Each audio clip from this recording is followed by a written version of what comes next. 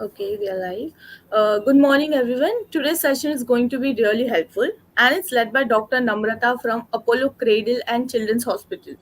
She is going to talk about immunization in women and mothers. So stick around until the end and ask us questions if you have any. Doctor, you have the stage. Good morning. Today I'm going to be talking about immunizations in pregnancy.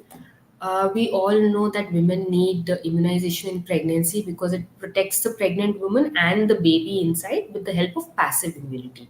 What does passive immunity mean? It means that when the mother will form the antibodies and the antibodies will go from the placenta to the baby, and when the baby is born, the baby will also get immunity. And the neonates and the young infants who will get their vaccine only at 6 weeks, 10 weeks, and 14 weeks will get these antibodies between that 0 to 6 weeks period as well. So, do vaccines provide an effective protection for pregnant women during pregnancy? Yes, it is definitely seen that it does give a lot of immunity to these women. And now maternal antibodies are transferred across the placenta and will be giving it. So once we give the vaccine to the mother, it takes almost 3 to 4 weeks for the antibodies to peak, and then automatically through the placenta it goes to the newborn as well, and can give them prevention up to 12 months when the antibodies will start to reduce. There are different type of vaccines, and there are so many vaccines that we have to talk about. There are live and live attenuated vaccines which we do not give in pregnancy. We will talk about them. Then there are these vaccines can be given when the woman comes at least 4 weeks before pregnancy, and this can cause risk to the baby, and hence it is not given. But it can be given if we give this vaccine when there's a wild disease, as in like the disease can cause a lot of harm to the patient at that time. Say yellow fever outbreak is there, and we have to give all women the vaccine at that point. Yes, once there is the epidemic is reduced, we may stop giving it to women. Women who are still breastfeeding can also be immunized, and immunizations for actively breastfeeding women is considered safe. Okay, for most of the vaccines like smallpox and all of that. The ones that we definitely give in pregnancy is influenza. It is called as an H1N1. There are a lot of different types that come. Uh, the influenza can cause a lot of morbidity and mortality both for the mother and for the baby. And it is shown that when we give these injections during the antenatal period, we are protecting both the mother and the baby. What you need to remember is that once your pregnancy is over, still you need to take this vaccine once a year. We usually tell you to take the 4-valent vaccine.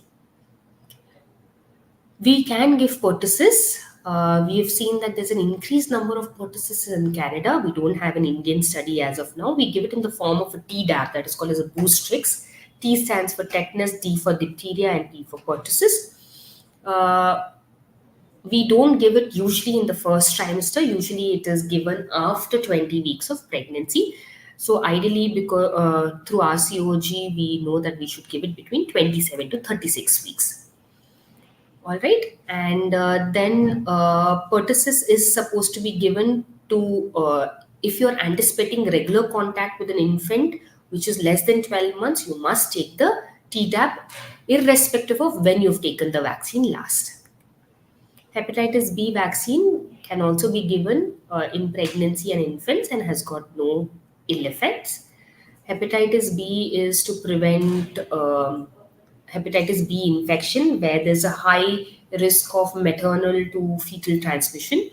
Infants born to mothers who are HPSAG positive require passive immunization with immunoglobulins, and the first of the 3 doses of active immunization with hepatitis B at birth is given.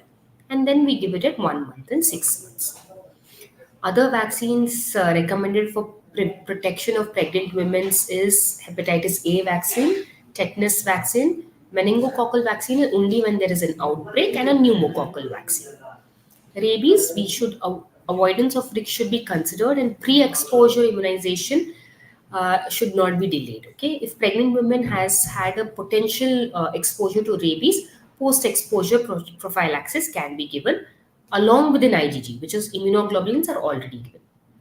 Cholera and Travel's diarrhea vaccine, Japanese encephalitis vaccine have not been studied in pregnant women, and hence in India we're not giving it. Inactivated parental typhoid vaccine should be used in high risk situations. HPV vaccine, as of now, cannot be given in pregnant women because there is no FDA approval for it, even though it is a killed vaccine. MMR is a live attenuated vaccine, so we are not giving it in pregnancy, but we do a rubella IgG, IgM in the first trimester. And in case that there is an IgG which is negative post pregnancy, I am giving it to patients. And in pregnancy, it's given only when the risk is extremely high, not to be given unnecessarily. Same with the pox vaccine, it is contraindicated in pregnancy, and you must delay your pregnancy for 4 weeks. Okay. We've already spoken about the rubella in detail, so I'm not going to be talking about it. Um, Now, what I like to talk about is the Tdap vaccine because Tdap we are giving. So these are some of the studies which says that we should be giving Tdap vaccine in the third trimester. The American College of Obstetrics and Gynecology is telling that we should be giving it between 27 to 36 weeks.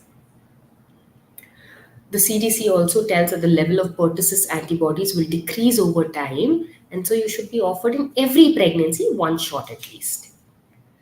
That's the end of my presentation. Thank you.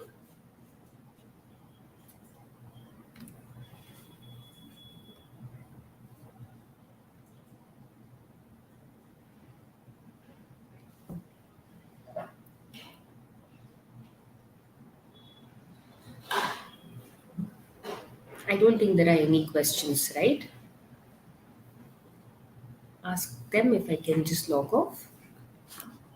Hello, is there any questions for the doctor?